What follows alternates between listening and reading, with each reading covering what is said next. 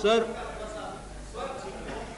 sir, let me congratulate the government for introducing a piece of legislation which needs commendment on all counts. This is the first time that we are creating an authority of this type to regulate an important sector like telecommunication, and I congratulate the minister for initiating a very good move. At the same time, I am feeling very sad that all the time we have to say this. The way in which such good legislations are introduced, the right way to do it is to appear to bring it before the parliament directly. Instead of that, we have been all the time resorting to ordinances. And I really don't understand why such issues couldn't have waited for some more time and could have not been introduced in the parliament in this session. The argument would be it was very urgent, could have been introduced in the last session. Why only the period between the two sessions is the period in which governments comes out with imaginative ideas and trouble the president when president is preoccupied with some more important business of state. I feel that now, before the 21st of April, or rather before 9th of May, the government should really wear the thinking cap and could bring about whatever legislation is necessary in this session and should not use the time between the 9th of May and the next session to bring legislations to the ordinances. Yes. Yeah, but that hurry could be also there during the session. Otherwise, we have no role to play. We can just read the legislations at home. Sir, while welcoming this measure, I understand that basically this ordinance, this legislation, is a product of the telecom policy which was introduced in 1994. However, there was a need for it even earlier, but the telecom policy is a cornerstone of our thinking on telecom sector. Sir, in 1994 policy, as it should be, or for that matter any policy on any sector pertaining to communication, our focus should be the customer, the persons who are going to receive the services from the Department of Telecommunication or other service providers. Sir, while protecting the interests of the consumers, we are also allowing the technology also to come into play that will again improve the services provided to the customer. But when we are talking about technology which is going to come into the play, some other sector also or other interest also should be clearly considered at that time, and that is our national interest.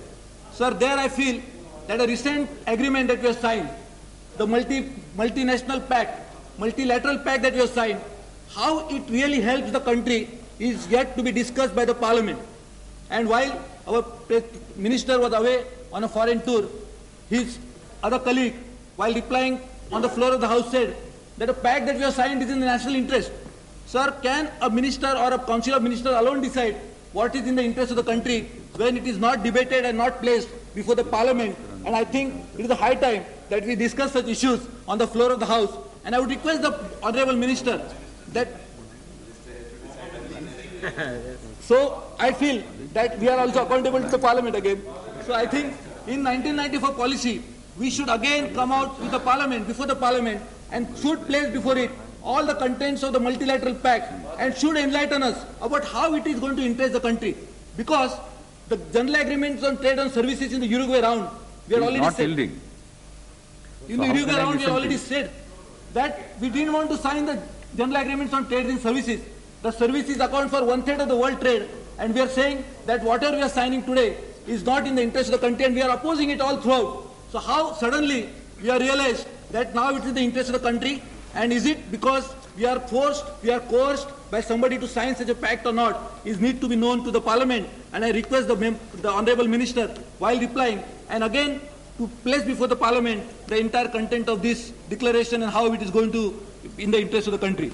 Sir, the content of the regulatory body is also after a lot of deliberation.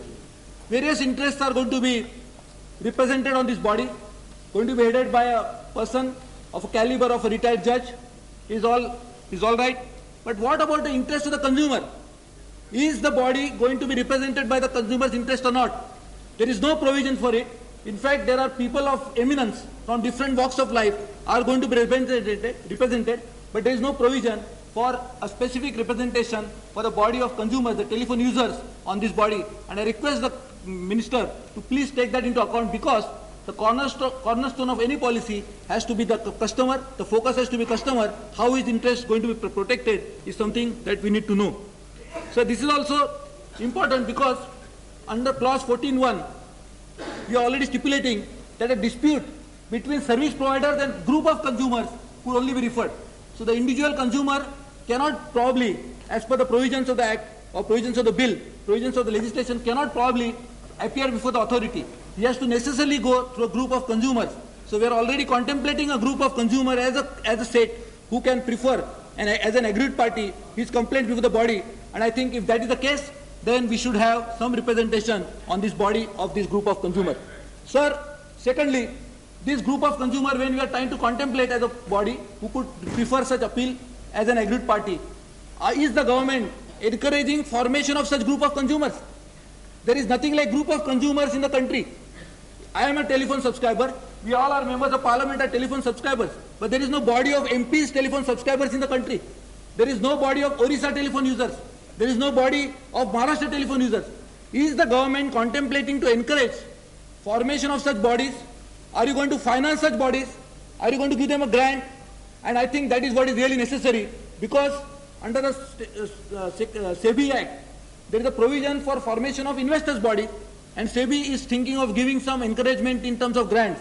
I would urge upon the minister to please encourage formation of such bodies nationwide and probably even subsidize their activities through grants, through the regulation of this type.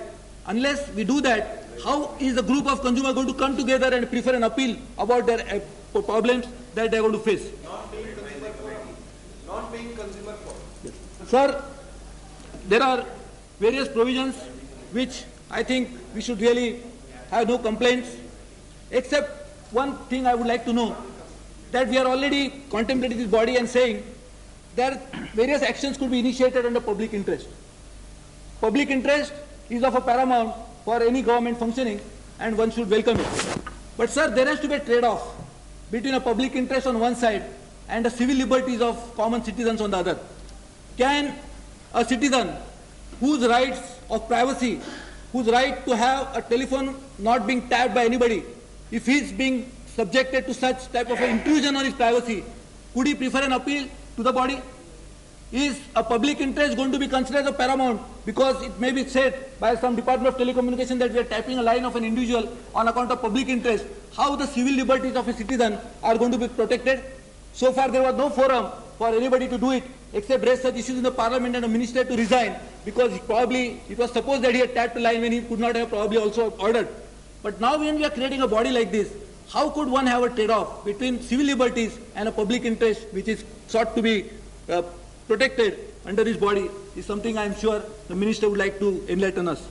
Sir, about various disputes that are raised, could be raised under section 14 of this body, under clause 14 of this bill. So one is between the various revenue sharing between various service providers. One, of course, is a service provider would be DOT. So DOT is, I am sure, though there is no specific provision, would be definitely brought under the purview of the operation of this. I think there is need to really clarify it in a proper manner, because there is no such clear mention. But sir, who will decide the tariffs? Because what we are really deciding is the sharing of a cake. But what should be the size of the cake? Who is going to decide what should be the ultimate tariff to be charged? Because now they are all administered rates today. Telephone charges are raised by just administrative actions. It is not even debated before the parliament. So now we are going to create a separate body. So sharing of revenue could be decided by the body. But who decides the revenue to be charged by various service operators is something which needs to be properly explained. And I think the minister would also let us know about the various provisions. Sir, coming back to very mundane issues, sir, this is a very laudable legislation. We are bringing about new technologies, so there is need to regulate various authorities. But sir, what happens to the millions of people who live in villages and who are really crying to say that we want telephone services? We have been hearing various new innovations which are only confining themselves to cities, and not only cities, even big metropolitan cities. Sir, the rural areas are really not getting any services excepting reading about it in the newspaper. A body which is created to regulate the operations, how it can ensure in the public interest to spread the network of telecommunication to rural areas is something, is the body which is statutory body, has a mandate to order the DOT to spread the program in such a manner that there is a proper weightage between rural areas and urban areas. Can somebody take care of the social obligations while considering profit motives that would be really driving force for the private operators to come in. How are we going to have a trade-off between the profit and the social obligation is also something which I am sure the Minister would like us to know. Sir, the Monopolies and Restrictive Trade Practices Act is going to be also probably this regulatory body, the TRAI, is going to also look into whether MRTP provisions are adhered to or not. Sir, whether the DOT is considering itself or subjecting itself to scrutiny of MRTP, is it that what it really means? Is something any member of public feeling that the charges which are levied by the authority and their violation of MRTP provisions, can you also prefer an appeal? Is DOT subjecting itself to scrutiny of such judicial scrutiny on account of whether MRTP provisions are violated or not? That's something which would certainly like us to know. And sir, the transparency aspect of it is something which I am sure it is one of the principles of common minimum program, and everywhere we will find it very transparent operations that government is trying to promote. Whether the annual report of this body is going to be placed before the Parliament, and whether the Parliament will have right to scrutinize and take note of these reports or not, which also I am sure would like to know. And sir, there is a provision now, which is not provision but this is a practice, that telephone adalats are operative in various parts so that the disputes between the consumers, individual consumer and the provider could be heard and could be settled and could be disposed of. Is the telephone adalat, can it not take a statutory form in the present legislation, and we could make telephone adalat also as a part of consumer redressal grievance forum, so that individual consumers wanting to air their grievances could come forward. These telephone adalats would have also statutory power and could really be considered by such authority. Thank you, sir. Thank you.